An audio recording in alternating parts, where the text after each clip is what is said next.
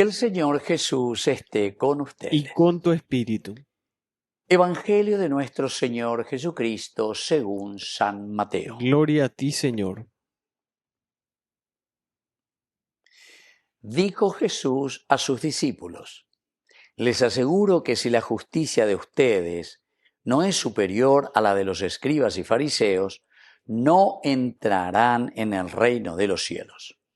Ustedes han oído que se dijo a los antepasados: no matarás, y el que mata debe ser llevado ante el tribunal. Pero yo les digo que todo aquel que se enoja contra su hermano merece ser condenado por un tribunal. Y todo aquel que lo insulta merece ser castigado por el tribunal. Y el que lo maldice merece el infierno. Por lo tanto, si al presentar tu ofrenda en el altar te acuerdas de que tu hermano tiene alguna queja contra ti, deja tu ofrenda ante el altar, ve a reconciliarte con tu hermano y solo entonces vuelve a presentar tu ofrenda. Trata de llegar enseguida a un acuerdo con tu adversario mientras vas caminando con él.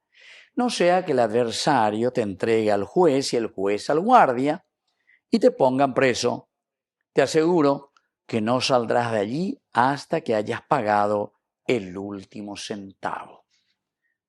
Palabra del Señor. Gloria a ti, Señor Jesús. Queridos amigos, definitivamente entonces aquí la palabra del Señor nos enseña que no puede haber una simple relación con Dios y un culto que sea simplemente de ritos. Y comienza luego insistiendo el Señor con nosotros. Les aseguro que si la justicia de ustedes no es superior a la de los escribas y fariseos. Queridos amigos, Dios por antonomasia dice por esencia, lo que le caracteriza a Dios, cómo lo definimos y lo conocemos a Dios. La antonomasia, la esencia de Dios es Sedek. Sedek quiere decir justicia. Y justamente, queridos amigos, y aquí la palabra del Señor hoy, a través de San Mateo, que es un judío conocedor del judaísmo, conocedor pero totalmente y absolutamente del Antiguo Testamento. Entonces, al escribir a una comunidad judía también, él insiste mucho en el Sedek, en la justicia. Y ante la yayapoñaína ave lleva cristiano y sharamo. Yaguatá, jaupealaña de yajayacana de que somos personas que viven la justicia. Y la justicia, queridos hermanos, cuando te está diciendo justamente si la justicia de usted no es superior a la de los escribas y fariseos, quiere decir que muchas veces podemos dejarnos llevar simplemente por la ley por la ley. Sin embargo, para que exista verdadera justicia, queridos hermanos, tiene que haber un amor profundo en el corazón, vamos a decirle así, entre comillas, del juez. Todos somos jueces.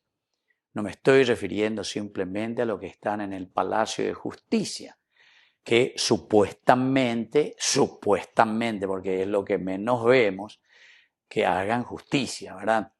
Entonces hay muchos intereses creados, muchos intereses que por detrás mueven, intereses entonces, sobre todo intereses económicos, ¿verdad?